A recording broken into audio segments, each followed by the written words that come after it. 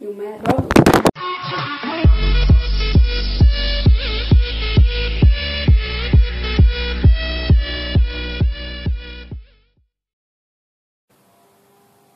I pozdrav svima ljudi, sa vama neko će ima kanal Zvuči Grozno i danas sam ljudi spremio novi video, a taj novi video glasi Blue Whale se nastavlja.